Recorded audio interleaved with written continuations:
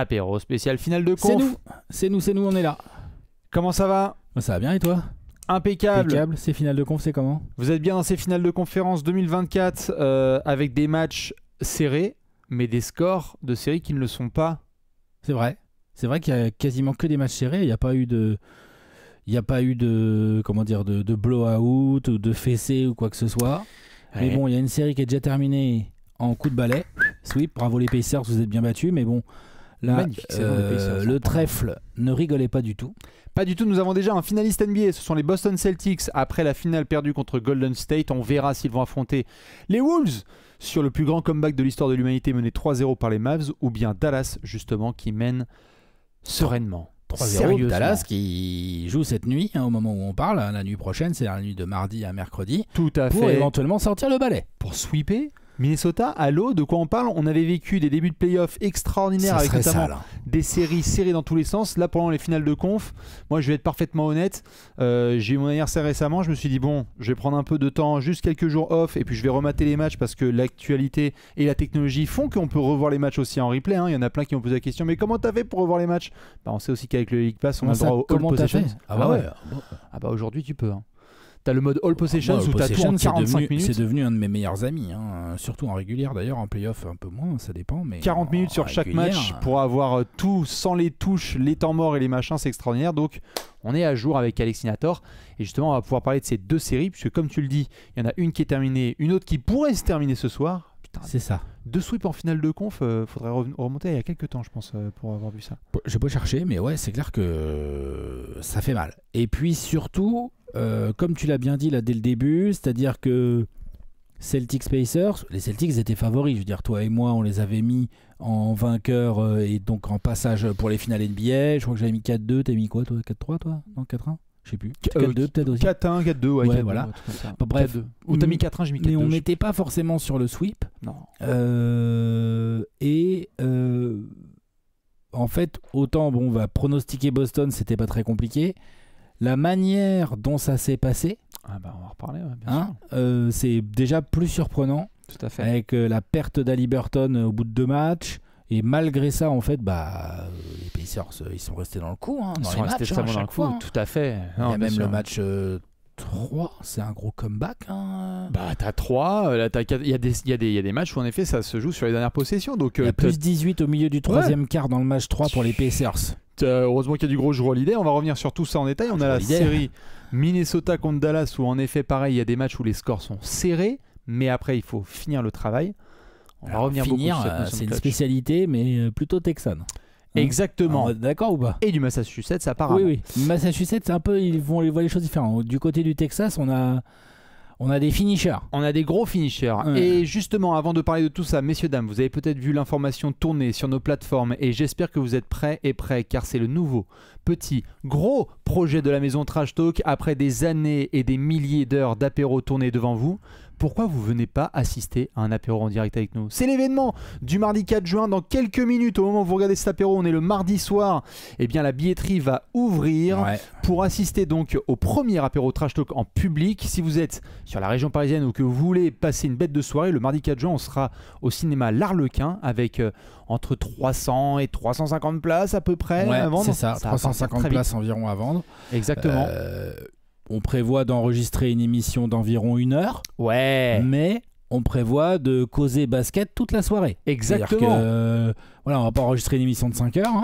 Par contre, on peut discuter basket pendant 5 heures. Grave, ça va être incroyable. Donc, si vous êtes fan des Pacers ou des Knicks Venez. ou des Sixers, même si vous êtes fan, je sais pas moi, des Pistons Des Rockets, ou des Rockets, venez. mettez votre plus beau maillot, venez causer Exactement. basket avec nous. Puis bon, on va enregistrer en public, ça va immortaliser quoi. Il y a 350 personnes qui vont être immortalisées sur YouTube. Exactement, donc n'hésitez pas, et on en a parlé même dans les commentaires, les copains et copines qui ont demandé bah alors, Bastien, est-ce que ça reste à Paris? Si vous êtes sage, on verra comment ça se passe.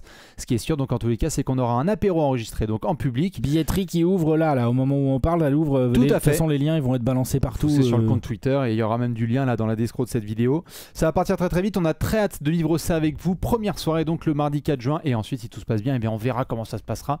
Mais on va être donc sur un apéro enregistré avec du monde et ensuite after work en détente. Article qui Venez. sera publié pour tout bien expliquer. Exactement, Qu'est-ce toutes qu'on les oublie infos en encore détail. Que c'est simple, on a fait des viewing parties déjà pour voir des matchs et que là cette Ouais. fois on est sur à peu près 10 balles pour participer à la oui, soirée tout à fait. Oui. environ, et après les gens s'ils veulent boire et bouffer, c'est eux qui Ouais, se il y font aura la des soirée, hot dogs, il y aura des softs, des petits snacks, quelques des petits binous. softs. Ouais, tout à fait, tout ça tout ça avec modération bien évidemment. avec modération, Enfin, tout à fait. À la limite, les hot dogs, vous faites ce que vous voulez. Ah, ça, il y a si moyen t'as que ça envie se de bouffer gave. 8 hot Si dogs, t'as envie de t'enfourner 40 hot dogs, c'est ton problème, comme dirait Monsieur Chestnut, là je sais plus comment il s'appelle, le gars dans l'Indiana d'ailleurs, qui était le Ouais. recordman C'est du vrai monde qu'il de est dans bouffeur de hot l'Indiana. dogs. Évidemment, des bisous et des petits cœurs aux copains de l'Arlequin et les amis de Paris en Sport qui sont avec nous évidemment pour présenter cette soirée. Ça va être une régalade. N'hésitez pas à vous foncer sur tous les réseaux Trash Talk. Ça va partir très très vite, un peu comme ces finales de conférence. C'est ça. Et si on parlait justement de Indiana contre Boston pour commencer, Ouais, on puisque commence par l'Est. nous avons Boston qui est qualifié en finale NBA. L'Est, c'est fini. L'Est c'est terminé et j'ai vu pas mal de gens, Alex, j'allais te lancer Promenade, là-dessus. Boston. Faut Promenade reconnaître. pour Boston, je te lance là-dessus tout de suite. Ouais. On a des équipes qui parfois ont des parcours un peu plus faciles que d'autres, encore qu'il faut aller jusqu'en finale NBA. Boston, entre le premier, le second et le troisième tour, ça va, ils sont bien ces playoffs 2024, là on est bien là. Hein. Alors, je suis d'accord, hein, j'ai vu les gens qui disaient oui, mais bon, Butler était blessé, Oui. Mitchell s'est blessé en cours de série, Jarrett Allen n'était pas là. Jarrett Allen n'était pas là. Les Cavs, à mon sens, ont mieux joué sans Jarrett Allen, mais ça c'était une discussion, c'est une Ça, autre c'est discussion. un autre débat. Haliburton se blesse en milieu de série, c'est vrai, hein, tout ça, c'est des constats assez implacables. Hein. Après, 4-1, 4-1, 4-0 par contre, hein, c'est pas genre... Non, 4-1, Oui, 4-1, 4-1, 4-1, 4-0. Non, je sais plus, j'étais en train de dire il y a 4-2 les cases, mais non, il y a eu 4-1. 4-1, 4-0. C'est pas ils ont eu du mal à les battre, c'est que les mecs étaient blessés, ils ont écrabouillé du coup. Oui. C'est sérieux, Boston. C'est ce qu'on leur demandait. Dans toutes les previews, à chaque fois on est là. Oui, est-ce que Boston va être sérieux? Est-ce que Boston va être bien agressif? Oui, là ils le sont. Alors après, il y a encore des petits trous d'air à discuter dans les matchs et tout. On verra contre qui ils auront le plaisir de fricoter pendant les finales, on verra. Mais en tout cas, c'est sérieux. Et là d'ailleurs, on l'a vu, parce que les Pacers, les deux premiers matchs où le Game 3 et 4 sans Haliburton, t'as des Pacers dans le match, on en a parlé un petit peu en intro, il y a même le Game 3 où vraiment les Pacers ont un gros lead en cours de match. On a un banc des Pacers performant, on a un Miles Turner qui saoule bien nos amis des Celtics, Boston, on a des Aaron Nesmith, des Nembhard, des gars comme ça qui battent bien, Siakam. Ah. Donc c'était pas une opposition facile. Je veux dire, ils les ont balayés, mais ils ont pas balayé les matchs. Le Game 1, honnêtement, le Game 1, je pense que c'est la clé presque de la série, c'est le Game 1. Bah, tu le laisses passer alors qu'Indiana aurait pu relancer un peu. Miraculeux là de Brown pour égaliser, pour aller en prolongue. Tu le laisses passer quand même parce que je vois ce que tu veux dire sur Jaylen Brown. Moi, ce que j'avais trouvé pas mal justement sur le Game 1, c'est que Rick Carlisle a chié dans la colle. Lui et Haliburton, c'est vrai, je suis d'accord. Et il l'a reconnu parce que avoir ce coach d'expérience, être à ce niveau-là de la compétition et assumer d'ailleurs en conférence de presse qu'il devait prendre temps mort, qu'il ne l'a pas pris et que ça a mis ensuite le reste de son équipe en dégringolade. Tu n'as pas l'expérience des autres, même avec tout ce qu'on a pu dire sur Siakam et McConnell, tu n'as pas cette expérience-là. Donc il y a un moment où si on t'a signé aussi en tant que coach qui a cette expérience-là, c'est pour ne pas faire ce genre d'erreur. Je suis d'accord, mais il l'a reconnu d'ailleurs. Mais je dis Haliburton parce que quand même, il se dribble sur le genou. Oui, il se dribble sur le genou. Pardon, bien sûr, c'est relou. Je dis juste qu'on attend, tout à fait. Je dis juste qu'on attend souvent à tomber sur les joueurs en premier et il se dribble sur le genou. C'est bien ce qu'il a fait Carlisle. Mais c'est vrai que Carlisle au moins, il a reconnu ça et t'as raison. Par contre, il y a ce côté un petit peu clé d'un match 1 où ça aurait pu basculer côté Indiana parce qu'ils l'ont le match en fait. S'il ne perd pas, Haliburton, il y a peut-être des lancers, enfin on peut pas savoir. Bien après, sûr. Là on est dans les scies, hein, mais en attendant il se dribble sur le genou quand même, c'est pas le meilleur timing. Et Jaylen Brown sur le genou. Tout à fait. Et Jaylen Brown qui va finir meilleur joueur des playoffs dans la conférence Est avec le petit trophée bonus. Rentre ce gros 3 points qui nous force la prolongation. Une très grosse série. Hein, il a été énorme et d'ailleurs il fait des playoffs tout à fait sympathiques, Jaylen Brown quand même, parce qu'il avait bien donné le ton aussi avec Derrick White sur le round. Non, ça va. 30 points par match. Non, bien sûr, il n'y a pas de problème. 51% au tir.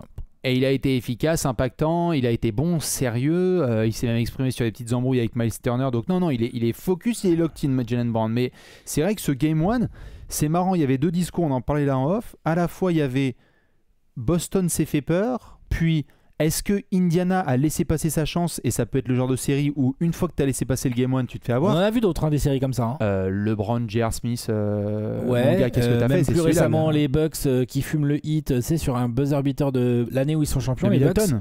Ouais, le game winner de Middleton, c'est au Game 1. Et ça, Il y ça a sweep finit derrière. Bien sûr, bien sûr. Et derrière, titre pour Tout les à Bucks. fait. Le plus connu pour moi, c'est évidemment le LeBron et J.R. Ah bah, où LeBron est à Golden State avec J.R. Smith et en fait sur le rebond offensif, Mettez lancé, George Hill. ça cafouille tout à fait George Hill qui doit remettre ses lancers. C'est Mais vrai ou derrière- pas? Bien sûr, ils se font balayer derrière, merci KD et les Warriors, mais Ou Olajuwon, pour les plus anciens, Ah bah, finale tip-in NBA, contre Orlando. tip-in de Olajuwon contre Orlando, il y a sweep derrière. démolition d'une équipe qui n'avait pas beaucoup d'expérience, tout à Non, fait. non, ça fait mal au moral. Ouais, ça fait mal. Et malgré ça, les Pacers sont bien restés dans le Game 2, on fait un gros Game 3, en tout cas jusqu'au Money Time, Ouais. puisqu'ils se sont fait grignoter en cours de Game 3 le Money Time, et puis après il y a cette fin de match de Jrue Holiday, qui Jrue Holiday au passage fait une série là. Tout va bien. Autant sur le début de playoff, on pouvait dire là non. Les tirs ils rentrent, l'autre il met les attaquants adverses, il les met dans des camisoles, quoi, c'est l'enfer. La bascule a eu lieu sur la.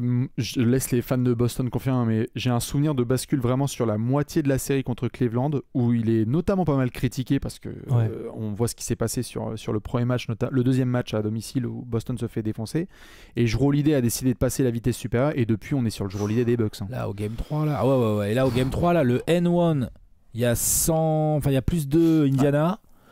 Il met un gros N1, donc un lay-up sous le cercle, qui prend la faute et tout, donc il fait passer les Celtics devant.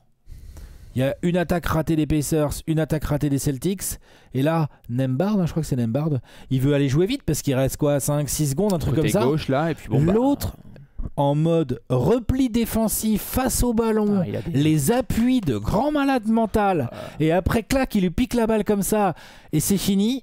Waouh, il a aspiré. lourd. Il a aspiré l'âme d'Andrew Nembhard. Et l'âme des fans des Pacers, parce qu'on a senti une espèce de chute à ce moment-là du moral des Pacers. C'est normal, franchement on comprend.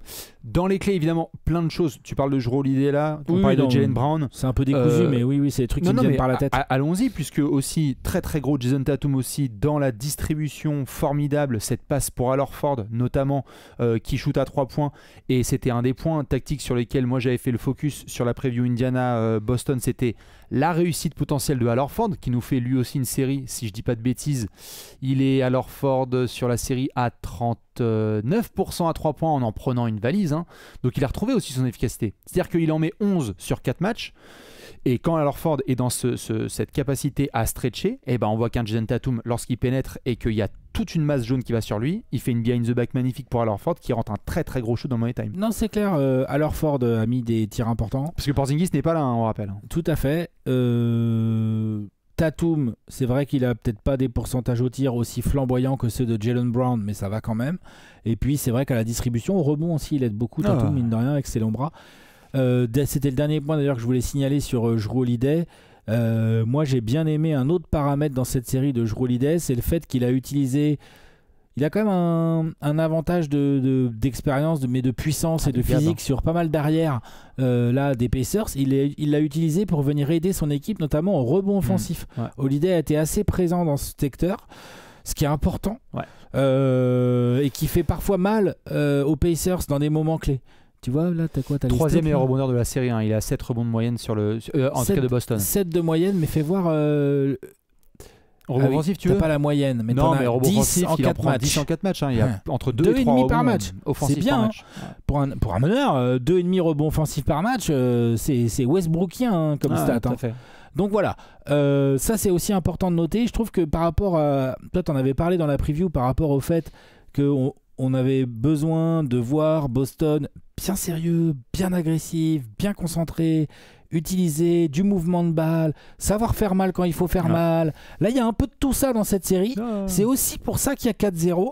Parce que je le répète, mais vraiment, les Pacers, moi, ils m'ont plutôt impressionné. Mais c'est une super saison d'Indiana. Surtout à la perte d'Haliburton, honnêtement, moi, j'étais là, genre, ok, ça va blow out dans tous les sens. Rien du tout. Que dalle. Ça n'a rien blow out du tout. Au contraire, même limite, les matchs, presque, t'as été plus dur parce qu'ils ont, on va le dire, un peu mieux défendu quand même, sans Haliburton, parce qu'Haliburton, là-dessus, ça s'est vu. Ah bah oui, bien ça sûr, a mieux sûr. défendu avec bah, Ben Shepard. Ben Shepard, Ben Shepard, on sait aussi que McConnell, quand on est sur des line-up où il n'y a pas Tyrese et où il y a McConnell qui est sur le terrain, bah ça aide parce que McConnell il en presse tout terrain et il défend de manière C'était intelligente. mieux en défense, ça a limite plus fait chier Boston de ce côté-là du terrain. Bon, par contre, l'inconvénient, c'est que Haliburton, il t'amène quand même une classe et une vista offensive. C'est quand même un truc différent qui permet même de scorer, même face à des gros défenseurs comme Jrue Holiday, comme Derrick White ou tout ça. Bah on l'a vu sur le Game 1. Hein. Non, l'autre il rigole Game pas. 1, ok, il perd le ballon sur son pied, hein, le pauvre Tyrese Haliburton, mais il y a du shoot aussi qui a été bien mis au buzzer. Il est sur un match à 25 points et 10 passes c'est lourd. dans un match en prolongation. Pour ses premiers vrais gros playoffs de Tyrese Haliburton, il y a une tristesse autour de sa blessure parce qu'en effet, on aurait aimé voir un peu plus de Tyrese. Par contre, au global, finale du In-Season Tournament où je sais des gens sont pas très intéressés, saison etc. et super playoff. Tu reçois le All-Star Weekend à la maison avec tout ce que ça représente historiquement. Tu as un joueur au NBA, tu as fait un transfert monumental à deadline avec Siakam. C'est vrai, il y a ça aussi. Je sais que les fans des Knicks voudront refaire, et c'est logique, pendant une éternité, ce Game 7 à la maison qu'on avait vécu évidemment au Madison Square Garden, que tu perds devant ton public de manière assez violente, puisque Indiana shootait à 40 000%. Mais Indiana, là, sur le projet, finale de conférence, tu te fais sweeper, mais t'es fan des Pacers, j'ai déjà hâte de faire les 30 prises en 30 jours. Avant, Miles Turner, il était dans toutes les rumeurs de transfert de la Terre, de l'univers. Là, on est là en mode ah bah nickel, c'est le pivot qu'il leur faut. Bah, tu sais que Siakam et Turner. Tu sais que voilà, c'est ça. Donc bon, non, très intrigué et très enthousiaste sur le projet Pacers ici, hein, ça c'est sûr et certain. Évidemment. Hein. Et maintenant le projet Celtics, bah c'est gagner la bague. Hein, par contre, attention, hein, t'arrives pas jusque là en ayant défoncé l'Est pour te faire fumer en finale. Non, bien sûr. Sauf qu'en finale. Il y aura tout à fait, il y aura du beau monde. Hein. On va en reparler dans quelques secondes. Juste pour finir sur Boston, puisque tu le précises bien. 2018, finale de conférence. 2019, finale de conférence. 2020, finale de conférence. 2021, finale. Demi-finale de conférence. Non, demi-finale de conférence au premier tour. Non. Quand est-ce qu'ils se font fumer au premier tour Mais par qui ? Par les Nets de Harden, Kyrie face à Evan Fournier des Celtics. Elle fait mal celle-là. Ah ouais ? Ouais. Je crois. C'est quelle année ? Attends, j'arrive. Je dirais 2021. Gigot. En fait, Boston, finaliste 2022, RIP face aux Warriors. Finaliste de conférence 23. Finaliste de conférence qu'on a vu là. Qui retourne en finale NBA. Et pour le coup, je crois qu'ils se font sortir au premier tour. Premier tour, c'est en 2021. Ouais, 2021. C'est Evan Fournier et Jason Tatum. En 2022, tu perds en finale. Ouais. Et sinon, tu viens de faire finale de conférence. En gros, c'est une équipe qui vient en 5 saisons, qui vient d'aller 4 fois au minimum en finale de conférence. Et depuis 2017 ? Et depuis 2017, c'est lourd. Hein. Donc c'est donc en 8 saisons, ils y sont allés 6 fois. En finale de conf minimum. Hashtag, il faut finir. Il faut finir là. Il faut finir le taf. Ouais. Boston, pour le moment, Alex n'a pas perdu un seul match de playoff en déplacement. 2 matchs à Miami, 2 gérés. 2 matchs à Cleveland, 2 gérés. Chez eux qui perdent le c'est game à 2. Domicile. Ouais. Tu perds le game 2. Et là, ils ont failli perdre le game 1. Donc attention. Ils ont taffé toute l'année pour avoir l'avantage du terrain. On a parlé dans la preview. Boston va falloir être sérieux dès le début des finales parce qu'elles démarreront à Boston. Pour être très franc, à vue de nez, après j'ai pas vu du tout fait de stats. Hein. Faudrait, je le veux bien. Je suis sûr qu'il y a quelqu'un qui a un petit tableau Excel à dégainer là. J'ai l'impression que c'est pas encore une belle année pour l'avantage du terrain. Tu sais que entre les Wolves Nuggets là, qui se fument tous à l'extérieur. Ah oui. Là, les Mavs qui défoncent tout le monde à l'extérieur. Les Celtics, comme tu viens de le préciser, qui ont Indiana, gagné tout Game 7 tu vois, voilà. J'ai l'impression que le cru avantage du terrain 2024, bof. C'est compliqué. C'est pas ouf. Dans tous les cas, on retrouvera nos amis les Celtics dans la preview des finales NBA en attendant de voir si cette vidéo sera périmée dès demain avec un sweep des Mavs face aux Wolves. Alex, on peut basculer sur cette série extraordinaire. On avait vu le début de série démarrer avec un enthousiasme fou autour de Minnesota, de retour en finale de conférence, Dallas, de retour en finale de conférence avec un niveau d'expérience différent. Évidemment, on va devoir parler de plein de choses. Hein. Par quoi on commence quand tu vois ces 3 premiers matchs et les différentes takes que tu as pu noter déjà, et observer ? Le premier truc, c'est que point de comparaison et de similitude avec la série Celtics-Pacers, des matchs serrés, mais toujours le même vainqueur. Pour l'instant. C'est violent. Là, c'est pas une série qui est finie, il y a 3-0. Non. Mais franchement, 108-105, 109-108 et 116-107. Hein. Donc là, 116. Et alors, les écarts de points en cours de match, il n'y a pas non plus des trucs de ouf. Et j'ai même été, tout à fait, non mais pour aller encore plus loin dans ce que tu disais qui est très vrai, j'ai vérifié le truc là en préparant cet apéro. Dans chaque quatrième quart-temps, soit il y a égalité, soit avantage Wolves.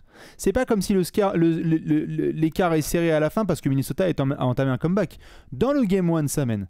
Dans le Game 2, ça mène. Et dans le Game 3, ils y sont. Ils se prennent un run final de fou furieux là, sur les 2-3 dernières minutes. Mais sinon, Minnesota a à chaque fois l'opportunité de finir le boulot. Mais bien sûr. Ce qui fait d'ailleurs que tu vois des Anthony Edwards et Nasri et des compagnies publiquement dire on est encore dans la série. Moi, je peux l'entendre. C'est pas faux, puisque en plus, Karl Anthony Towns, le meilleur shooter big man de all time. Je dis ça face à Dallas, mon gars, attention. Donc le mec, il se prétend meilleur shooter all time des big men. Enfin, vous me trouverez le titre exact.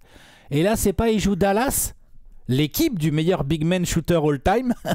Et là pour le coup, il arrive plus. Il jetterait des pièces dans l'océan, il raterait l'océan là, Karl Anthony Towns. Il vise le sable. Hein. C'est un truc de fou. Alors qu'il attends, c'est parce que là je le tacle, hein, mais alors que sur les 2 premières séries, on l'a complimenté, on dit putain il est concentré et tout, ouah, il fait mal dès qu'il met ses tirs, c'est bonheur et tout. Parce que là il se bat, il vient essayer d'aider au rebond, machin et tout, mais putain rentre des tirs gars, rentre des tirs. Compliqué. Ah ça fait mal. Hein. Là, il y a des passages. Minnesota, ils en avaient grave besoin. Surtout que la défense des Mavs, elle est, c'est du sérieux. Elle est bonne, hein, elle est intelligente, elle est maligne, sans avoir des grands, comment dire, des. Ah, je crois pas qu'il y ait un défenseur de l'année dans cette équipe. Enfin, je veux dire un futur ou quoi défenseur. Mais il y a des bons défenseurs. Il y a des bons défenseurs et il y a une très bonne structure défensive collective. T'as pas de maillon faible. En fait, comme il le dit souvent en NBA, t'es aussi bon que ton maillon faible défensivement. Que ton moins bon joueur. Et là, les moins bons défenseurs, ce sont les leaders. Hein, c'est Kyrie et Luka. Hein, et ça se donne. Et ils se donnent. Ah ouais. Ils deviennent pas Scottie Pippen, mais ils se donnent. Mais on l'a vu tout à fait. Et puis Jason Kidd, hein, il nous fait péter les petits Hardy, les petits Green et tout au bon moment. Hein, faut reconnaître. Hein, parce que lui, on lui en a mis plein la gueule à plein de reprises. Mais là, putain, il fait des playoffs, l'autre. Puis bon, bah après, attention, c'est ça aussi, c'est que Dallas reste dans le match grâce à sa défense. Puis après, ils font bon, alors, comment ça se passe? Faut finir. Moi, le niveau de. Moi, ce qui m'a choqué, évidemment, en me revoyant les matchs, je les ai vus une fois, évidemment, en replay, et je me les suis rebouffé une deuxième fois parce que je me suis dit, attends, il faut rentrer dans les détails. Ce qui m'hallucine le plus sur ce début de série, qui peut-être sera bientôt une fin de série, c'est que Minnesota a tenté un nombre de coverage différents assez impressionnant sur Dallas et il n'y a pas grand chose à faire. C'est-à-dire que si tu regardes, ils ont fait drop et on a voulu voir ce que ça allait donner en drop. Fait un thread. Non, bien sûr. J'ai fait un thread tactico-technique pour ceux que ça intéresse. On voulait voir ce que ça donnait en drop face à Luka et face à Kyrie. On voulait pas voir. Et on a vu qu'il fallait pas voir. Non. On a vu en blitz, on a vu en fausse double team, en tout cas soft, puis ensuite en hard double team où tu as du coup des gars comme PJ Washington ou même des Josh Green qui vont rentrer leurs 3 points. On les a vus laisser des espaces à mi-distance, on les a vus doubler très très fort pour ensuite voir s'ils pouvaient avoir une passe lobée. Dallas sur le début de série, je suis désolé, on peut en effet débattre et moi je vais te lancer là-dessus tactiquement sur plein de choses, mais il y a un moment où une excellente attaque et un très gros niveau de talent offensif bat n'importe quelle couverture défensive. Et là, j'adore toutes les analyses tactiques qu'il peut y avoir. Mais franchement, là, que peut faire Minnesota ? Ils ont testé plein de couvertures différentes sur les deux. Et à chaque fois, ils trouvent une situation et une solution. Ouais, et moi, je suis halluciné du niveau offensif. C'est assez intéressant parce qu'on est dans un sport collectif. On est en train d'analyser des éléments tactiques. Et certes, Kyrie Irving est incroyable dans le clutch et tout. Mais Kyrie Irving, il fait des actions à la Kyrie Irving. C'est des actions majestueuses. Il trouve des trous de souris pour passer. Ouais. Il te met des tirs de trop loin au moment où il faut. Et des passes lobées aussi pour des copains. Ou des passes lobées et tout. Mais ce qui est incroyable, pas incroyable, non.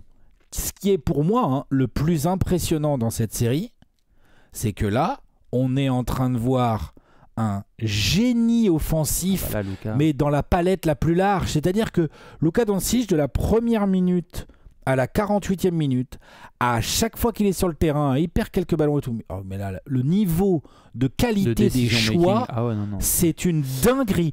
Et c'est pas forcément avec du grand mouvement de balle de Dallas, parce que les Gafford, les PJ Washington, même Derrick Jones, c'est des mecs qui vont te la faire l'extra passe, c'est pas ce que je dis. Mais c'est pas Denver, c'est pas Boston, c'est pas Golden State et tout, c'est différent. Là, on a vraiment un type qui a étudié, il a bossé, là ça se voit. Il a bossé tactiquement là, avec le staff de Dallas et tout. Ils ont bossé, ils avaient anticipé le type de couverture que Minnesota allait pouvoir proposer et comment il les propose. Ils avaient bossé les match-ups et l'autre, il arrive, il y a la meilleure défense de la ligue cette saison face à lui, une défense physique, relou, ils lui ont mis d'abord McDaniels, Edwards. Ils sont un cran en dessous, mais oui. Nickel Alexander-Walker, un cran en dessous. Je trouve, je te laisse finir parce que... Moi, je sais même pas si Minnesota est un cran en dessous. Je pense que Luka, il est un cran au-dessus. Et que je vois... Les deux, je veux dire, ce que je veux dire par là, c'est que il y a eu plusieurs fois devant ces matchs, je me fais bien, Nick Alexander-Walker, là, comment il va faire Luka ? Tiens, regarde bien comment il va faire. Et il te fait la passe qu'il faut. Ou alors il a identifié qu'il y a le switch et du coup il se retrouve avec Conley ou Anthony Edwards et il leur shoot par-dessus parce qu'on oublie. Mais il fait 10 cm de plus, voire 15 pour Conley, que ces mecs-là, il est grand. McDaniels, il l'enfonce. Quand il est isolé avec un big, là, ils prennent des sauces. Mais même Nasrid, tous, ils prennent tous la sauce. Et comme autour de lui, ça shoot pas forcément si bien, je veux dire, au match 3, là, ça a super bien shooté. Collectivement, ça shoot bien. Mais pas tous. Mais pas sur l'ensemble de la série. Mais PJ Washington, il est qu'à 22% à 3 points pour l'instant. Tout à fait. En fait, les deux grands garçons, évidemment, Kyrie et Luka, rentrent leur shoot. Les deux, là, c'est de la folie. Les deux, ils sont à 50% au shoot et 40% à 3 points. En grosso modo, Kyrie, il est même à 53-43. Bon, pas grand chose à faire. Moi, je te suis évidemment sur tout. Il dissèque. Il est en train de les disséquer. Moi, ce qui m'hallucine, c'est que, évidemment, j'en ai parlé. Non, mais pour compléter, évidemment, ce que tu dis qui est très vrai, c'est. Il y a 2 semaines, à peu près, on a fait une vidéo dans laquelle, et moi j'en ai parlé avec mes copains fans des Mavs sur les réseaux, où j'étais frustré et énervé, sorti de Game 4 contre OKC, parce que tu en parlais avec moi. Luka était. On se demandait, fatigué, blessé, on ne savait pas trop où est-ce qu'il en était. On était en sortie de Game 4 et on se disait, ça se voit dans son jeu. On retrouve des éléments de Luka qui sont frustrants, de plainte à l'arbitre et un cran en dessous. On se disait, tiens, avec l'intensité aussi, comme tu disais, ils ont senti le sang au KC, ils lui mettent beaucoup d'agressivité individuelle avec Luguensdort et tout. Évidemment, Luka n'est pas en train de regarder Trash Talk à chaque fois et de voir ce qui se passe sur les apéros, même si je pense que si. Mais depuis cet apéro, on en a parlé. Je ne sais pas ce qui s'est passé, je ne sais pas comment ça s'est évolué entre la fin de série de OKC et le début de série contre Minnesota, mais le sujet de santé revient de moins en moins, le sujet d'arbitrage revient de moins en moins, donc ça chouine encore, ça pigne. Ça pigne encore, mais bon, moi, perso... Mais Luka Doncic est à un niveau extraordinaire, moi je suis très content de le voir évoluer à ce niveau parce que aussi frustrant soit-il lorsqu'il est dans des situations de défaite ou donc de frustration, à ce moment-là, il est hyper difficile à regarder. Autant quand il joue comme il le fait en ce moment, c'est un cadeau pour les fans de basket de le regarder jouer comme ça. Donc moi, j'ai envie de dire merci à Luka de retrouver ce niveau de concentration et d'investissement qu'on avait pu voir aussi de l'autre côté du terrain. Il y a eu des passes tombées pour Rudy Gobert qu'il vient justement contrer parce qu'il est grand et qu'il fait les efforts. Mais quand Luka joue comme ça, ils sont invaincus. Ils ont terminé le Thunder et ils sont en train de rouler sur Minnesota. Au passage, il faut rendre hommage au Thunder. Bien sûr. Et à Luguensdort. Ils ont rendu la vie difficile. Je pense que Luka, il est très sérieux quand il dit Luguensdort parce qu'on voit bien pourquoi. Et d'ailleurs, on verra, la série, elle n'est pas finie. Mais Boston, qui est déjà qualifié, ils sont prévenus. S'ils jouent les Mavs, parce que il y a 3-0, normalement on revient pas d'un 3-0, on verra.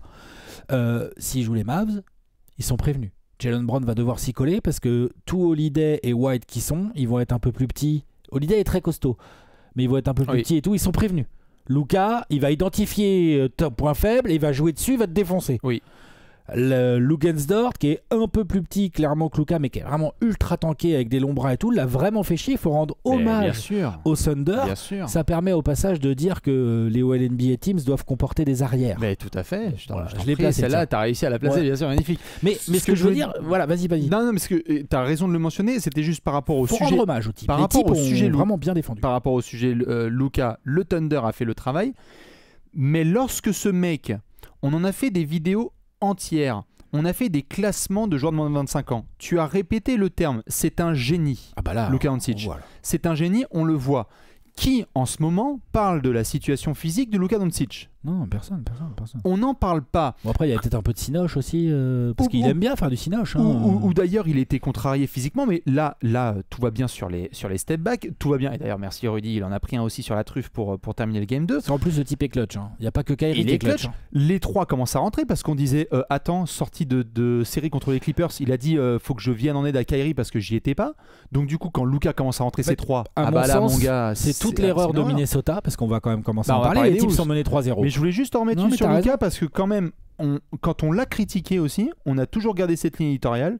Quand ça va pas, on essaye de l'argumenter et de le dire. Quand ça va bien, on est les premiers à revenir sur nos propos. Là, Luka, depuis le Game 4 contre OKC, il n'y a rien à faire. Il n'y a rien à faire et je pense que Minnesota, malheureusement, a fait une erreur qui lui a été fatale d'entrée. C'est que, après, c'est facile, hein. Moi je dis ça depuis le canapé, tout, peinard et tout. Mais je pense que Jason Kidd, il a dû bien se marrer intérieurement quand il les a vus démarrer avec du drop. Parce que je pense qu'ils avaient travaillé Dallas. Ils ont dit, il va y avoir du drop au début. Donc Luka, ce qu'il faut que tu fasses, et Luka il le savait aussi, tu avances. Ne settle pas, putain, c'est comment on dit en français? Oui, n'y va pas à 2 à l'heure. Non, mais ne t'arrête pas à 3 points, quoi. Avance. Genre, oui, tu veux dire ne recule pas devant le challenge. Ne plante pas pour des 3 points parce que t'as la place de shooter. Avance, mets-leur des petits runners sur la bouche, mets-leur des petits mi-distance, mets-toi en rythme, mets-toi bien, et un petit lob pour Gafford, et hop, une petite passe dans le corner parce qu'il y a les mecs qui sont venus en aide du côté opposé, du côté faible et tout. Voilà. Commence par ça, c'est ce qui s'est passé. C'est ce qui se passe. Et du coup, il s'est mis en confiance. En plus, il est genre à 85% au lancer. Hein. Non, mais là, Luka, c'est... Ouais, 87. Bon, bref. Donc, en gros, mets-toi bien dans le rythme. Ensuite, comme ça avait bien bossé tactiquement, ça se voit, et que Luka Doncic est un gars, s'il est bien préparé tactiquement, il est capable de... Il sait tout faire, il peut tout faire absolument parfaitement, de la main gauche comme de la main droite. S'il est en rythme, pas en rythme, c'est pas un vrai sujet pour lui. Il n'en a rien à faire. C'est sur les bons appuis et tout, il n'en a rien à faire. Ouais. Rien à faire, il peut tout faire. Donc, ensuite... ils ont essayé de edge, ils ont essayé de blitz, là, comme tu l'as dit. Mais en gros, Minnesota joue dans la main de Luka Doncic. Et à mon sens, c'est une erreur de Minnesota. Et j'étais assez déçu qu'ils la reproduisent. Ils ont redémarré le Game 2 en recommençant avec du drop. Et moi, au Game 1, ok. Moi, je trouve qu'au Game 2, franchement, tu dois tenter des trucs. Ouais. Tu dois, vas-y. C'est pas possible. On peut pas se faire disséquer comme ça. Donc on y va, on prend à 2, puis on va bien voir. Et oui, il y a Kyrie Irving. Parce qu'attention, il y a Kyrie Irving. Comment? Il y en a qui ont même proposé de foutre Nasrid sur Luka. Ouais, Nasrid, je trouve pas qu'il défende si bien que ça, moi perso. Mais bon, c'est pour te dire le niveau. En fait, c'est pour te dire le niveau de. Faut tout tester, quoi. Je pense que l'erreur des Wolves, et après c'est encore une fois, c'est plus facile à dire qu'à faire, c'est que comme ils sont restés dans le match à chaque fois. Et c'est souvent comme ça. T'es dans le match, tu te sens dans le match, tu te dis putain, il ne manque quasiment rien pour passer. Ouah, si Anthony Edwards shoot un peu mieux, si Towns arrête de faire du Kendrick Perkins, franchement, on y est, quoi. Oui. C'est ça l'erreur. L'erreur, c'est de croire que tu y es potentiellement. T'y es pas. T'y es pas, donc tu dois éventuellement modifier des petites choses. Et je pense que les petites choses, c'était essayer d'enrayer un tout petit peu la machine Doncic pour casser le rythme de Dallas, quoi. Ils vont faire quoi? Ils vont attaquer via PJ Washington? C'est ce sur quoi j'allais dire, donc tu as raison. En fait, sur erreur, ça. Je suis d'accord. Quand tu parlais de Luka tout à l'heure et que je disais notamment, je trouve aussi Minnesota un cran en dessous, c'est que évidemment tu as la partie Luka et Kyrie qui sont à un niveau tel que là, il n'y a pas trop de couverture défensive pour faire ralentir ces gars-là. Je trouve quand même, avis perso, en ayant vu là et revu les matchs, que Minnesota est un cran en dessous au niveau de ses ajustements et de ses rotations. Combien de fois on voit dans les matchs des gars qui se pointent du doigt en disant « tu es censé être là ». Quand je vois Kyrie Irving en pénétration avec Nasrid qui est en train de défendre sur, je crois que c'était du Josh Green dans un corner, et que tu restes collé à Josh Green parce que tu as peur que ce mec rentre à 3 points alors que Kyrie fucking Irving va au panier, c'est une erreur. Et encore une fois, c'est très facile de dire ça dans le canapé plutôt que assis tranquille à regarder le match. Mais plusieurs fois, j'ai vu des situations de Minnesota où Rudy gueule parce qu'il se retrouve en 2 contre 1 et où le gars qui est censé revenir pour être en 2 contre 2 ne fait pas l'effort. Alors, tu viens de te coltiner une série en 7. C'est fatigant. Contre Denver. C'est fatigant, c'est certain. Mais je trouve aussi que Minnesota, comme tu le précises là, ne fait pas les mêmes efforts que ceux qui ont été faits contre Denver. Ouais, ils se font... Et puis, tout à fait, les efforts, je suis d'accord. Et puis, vraiment, ils se font manger tactiquement. En fait, Dallas... manger à ce point quand même, parce qu'ils sont dans le match. Ils sont dans le match, mais à chaque fois, tu mets dans le quatrième quart. Ils se font manger tactiquement, ils n'arrivent pas à contenir les 2 meilleurs attaquants adverses. C'est très compliqué, mais là, ils n'y arrivent vraiment pas du tout. Quoi. Je veux dire, là, Luka Doncic se balade beaucoup trop. Et deuxièmement, à partir du moment où Edwards shoot pas bien et Towns a du mal aussi, il y a 39%. Tu vois les limitations aussi de ce groupe en attaque. C'est-à-dire que là où contre Denver, ils ont réussi à imposer du physique et tout machin, là c'est vrai qu'on a l'impression qu'ils se sont dit on va défendre. Moi, tactiquement, c'est ça que je veux dire. On a l'impression qu'ils se sont dit on va défendre les Mavs comme on a défendu les Nuggets. Et à quel moment tu peux croire que ça vaut le coup? Genre Gafford et Jokic, c'est quoi les rapports entre eux? Ils ont rien à voir, les deux pivots. Du coup, tu as des arrières beaucoup plus dominants. C'est complètement différent comme structuration d'attaque en fait. Bien sûr. Et là où je suis un peu déçu, peut-être que j'avais surestimé moi la défense des Wolves ou quoi. Après, j'avais pronostiqué Mavs moi parce que justement, je me disais que effectivement, en plus j'en ai parlé dans la preview, je trouve que Luka Doncic c'est une sale match-up pour beaucoup de gens, hein, mais d'autant plus pour cette équipe de Minnesota qui est une équipe qui aime bien se tabasser. Et Luka Doncic, il a beau faire 100, il a beau faire 105 kilos, il va pas trop au mastic sur ce truc-là. Il est vite, il est tout smooth.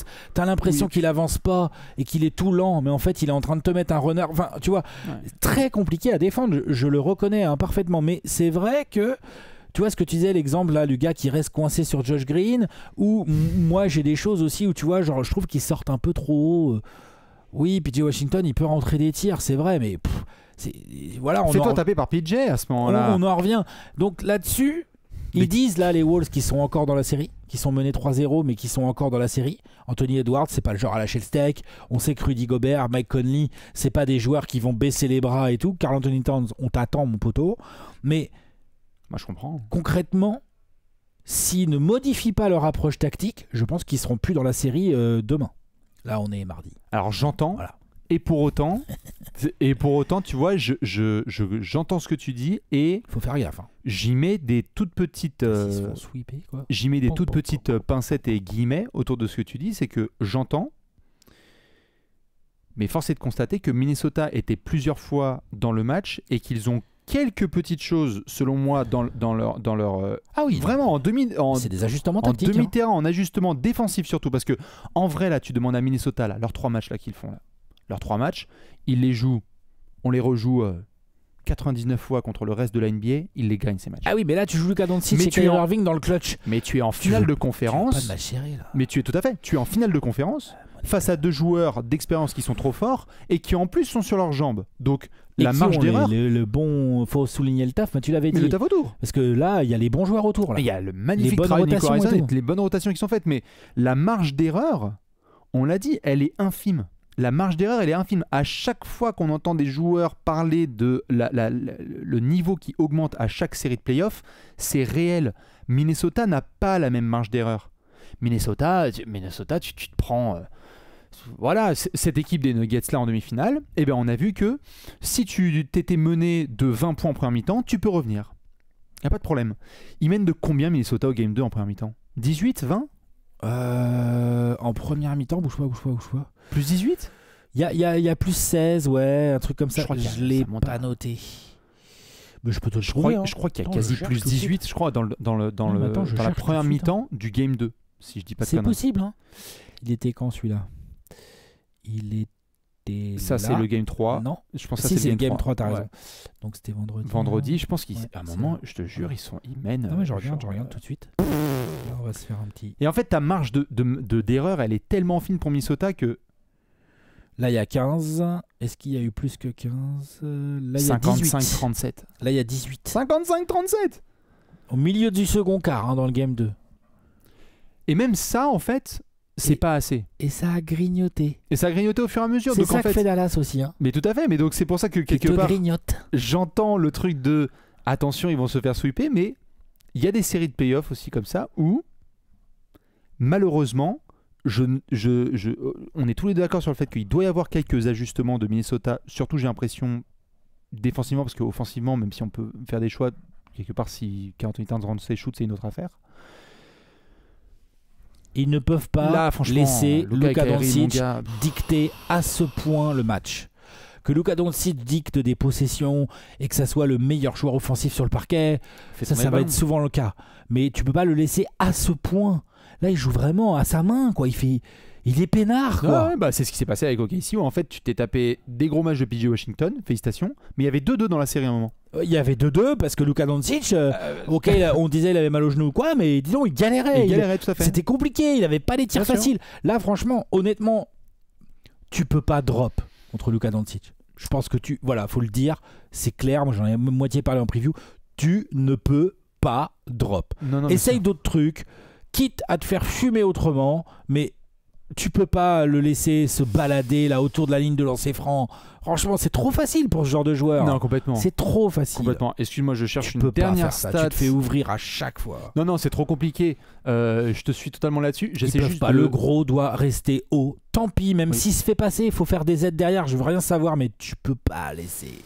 J'essaie Tu peux de pas. trouver les moyens. Je sais pas si je peux Tu les cherches quoi avoir. En fait, le nombre de shoots tentés par certains des role-players qui sont à côté. C'est-à-dire que sur le début de série là entre Dallas et Minnesota, tu en parlais à l'instant de se faire tabasser par d'autres, il y a un écart réel entre le nombre de shoots qui sont tentés par Luka, Kyrie et le reste de l'humanité. C'est-à-dire que Je PJ pense que Washington, Luka plus Gafford- Kyrie, ça prend plus de tirs que tout le reste de l'équipe depuis le début de la série. Hein, Bah, clairement. regarde, littéralement, t'en as 63 qui ont été pris et ils ont 122 tirs. Donc c'est moitié-moitié. C'est exactement ce que tu dis. Dallas a tenté 239. 239. Bah, c'est quasi ça. Hein. Ils C'est sont ça, à 70, 59, 60, 130. ça fait 128, ouais. 138. Ils ont plus de 50% des Ils ont- tirs qui sont pris exactement. par Luka et Kyrie. Ouais. Ça, c'était 128, contre. Je vous montre juste ce que je regarde. 128, ouais, plus de 50%. Regardez les stats de Dallas. Pour le moment, sur les 3 premiers matchs, donc, tu as 240 tirs qui ont été pris. Tu en as, comme vient de le dire Alex, 128 qui ont été pris. Donc un bon plus de 50%. Sur la série, je vais voir, hein, ça se trouve, c'est nimp. Hein. Mais là, regarde. Le deuxième. 69 divisé par 3, ça fait combien ça? Ça fait 23? Ouais. Ouais, 23. Bah, mets-toi des objectifs, Timberwolves. Là, L'objectif, c'est que Luka Doncic puisse pas prendre 23 tirs dans un fauteuil, j'exagère, non, mais tout à fait. mais aussi bien que ça, quoi. Sur la série contre OKC, Alex, tu as 511 tirs qui sont pris. Bon, évidemment, c'est une série sur 6, hein, donc on va voir comment ça évolue entre Dallas et Minnesota. Mais sur 511 tirs qui ont été pris, il y en a moins de 200 qui ont été pris par Kyrie et Luka. C'est un meilleur pourcentage déjà. Donc tu as fait en sorte que PJ Washington et Derrick Jones Jr. Mais- et Gafford et Lively et compagnie prennent leurs Marc responsabilités. Degnaud, coach of the year. Moi, je dis vraiment, j'en parlais tout à l'heure, faut bien sûr, saluer bien sûr. le travail du Thunder qui a vraiment fait un boulot et Remarquable. individuel via des Lugensdort ou d'autres joueurs et tout sur Luka Doncic, T'as senti qu'ils étaient mais également contents. un boulot tactique. Ouais, t'as senti qu'ils étaient contents de les avoir éliminés. Surtout Là, que- le boulot tactique des Wolves, pardon, Ouais. mais bof. Ouais. Surtout que ça se joue encore une fois, comme on l'avait dit, avec le 3 dans le corner de PJ, Mais Shai Gilgeous-Alexander qui fait la faute, etc. Ah oui, non, bien sûr. Mais bon, Anthony Edwards a dit c'est pas fini. Il faut aussi faire confiance à cette équipe des Wolves. Elle a montré qu'elle avait du mental. Bah si t'en Déjà, gagnes un, faut en plus... pas se faire sweeper. Parce qu'attention, Game 4, c'est à Dallas. Hein. Oui, non mais bien T'sais, sûr. Dallas, eux, ils ont pas envie de retourner à Minnesota. Non, hein. tout à fait, tout à T'es fait. d'accord? Mais Surtout que ça a sweepé en face, donc ils ont Bien envie sûr. que ça soit fini. Hein. tout à fait. Waouh, Mais la violence. Minnesota le sait. Si là, il remporte le match de Ouais, ce soir, Tu reviens à la maison. tu reviens à la maison. Ok, ouais. Donc tu peux avoir Oui, un ouais. potentiel 3-2. Ouais, ouais. Dallas, ça leur fera pas peur de finir là-bas aussi. Hein. Mais tu peux avoir aussi un potentiel 3-2 en remettant la pression sur Dallas. Oui. Alex, est-ce que demain on est en capacité de tourner la preview des finales NBA 2024 ou est-ce qu'il y aura 3-1? Moi, je pense que oui. Moi, je pense que ça peut être un sweep, ouais. Moi, je pense, ouais. Oh, la vache. J'aurais jamais cru pouvoir dire ça avant. Hein. Mais là, vu la physionomie. Attends, et là, franchement, tu peux très bien avoir un PJ Washington game. Ils vont faire comment, là? Le PJ Washington, il n'a pas vraiment encore fait Non, un gros bien match sûr, au tir. bien sûr, bien sûr. Sauf si je dis des bêtises. Non, Le game PJ. 3, peut-être? Non, il a 22% sur la série à 3 points. Il a 22% sur la série. Mais 42%. Ouais, non. Regarde juste dans le box score, mais là, sur celle-là. T'en bouge pas, j'arrive. Mais voilà, en gros, j'ai l'impression, et j'aurais jamais cru pouvoir dire ça, que ouais, Ouais, non, il est à 5 sur 10, rien de fou. Game 3, il est Non. un peu mieux, mais rien de fou. Non. Tu peux avoir un PJ Washington game, tu peux aussi avoir encore un gros match de Luka et ou Kyrie. Enfin, Vas-y, on va faire 3-1, comment? Vas-y, 3-1, mon gars. Let's go. Déjà parce que ça me saoule là, d'avoir J'entends, 2 j'entends. sweeps en finale de conf. Franchement, c'est dommage. On est sur un build-up au de moins, on aurait zinzin, et deux là- équipes qui seraient bien reposées pour les finales. Ouais, bah. Ah, ça aurait une On va en semaine. faire des T'as apéros. une hein, semaine. pendant- Eh ben justement, on se retrouvera, mon cher Alex. Pour... Bah, bien sûr, on pourra en parler. On aura Bon, du temps pour d'ici là, préparer cet d'ici apéro. là, hein. on aura déjà fait la preview. Hein. Oh la vache. Ouais, on aura déjà fait la preview. Bon, alors on parle de quoi? Qui Ouais. veut une bière? Mais on pourra preview le Game 1. On verra. Alors, bon, donc, voilà. 4-0 pour toi. Moi, je pense que, ouais. Je pense qu'en plus, c'est à Dallas. Je les vois bien concentrés. Boston a déjà fini son affaire de l'autre côté. Je pense que les Mavs, s'il y a l'opportunité un peu. Genre, Minnesota, faut vraiment pas qu'ils ratent leur entame de match parce que. Ah, sinon, c'est enseveli. Hein. Hein, ouais, ça être peut très vite partir en vrille. Hein. Dites-nous ce que vous en pensez. Ce qui est sûr et certain, c'est qu'au moment où vous allez regarder cet apéro, soit dans quelques minutes, il y aura une billetterie qui va s'ouvrir, soit vous êtes en région Île-de-France et vous souhaitez participer à l'histoire, le premier apéro Trash Talk en public. Ça aura lieu le 4 juin. La billetterie est ouverte à partir de 19h. On vous fait des très gros bisous. Fans des Wolves, tenez bon. Fans de Boston, félicitations. Fans des Pacers, magnifique. Et fans de Dallas, il faut finir. C'est Des ça. bisous, à la prochaine. Ciao, ciao. Ciao.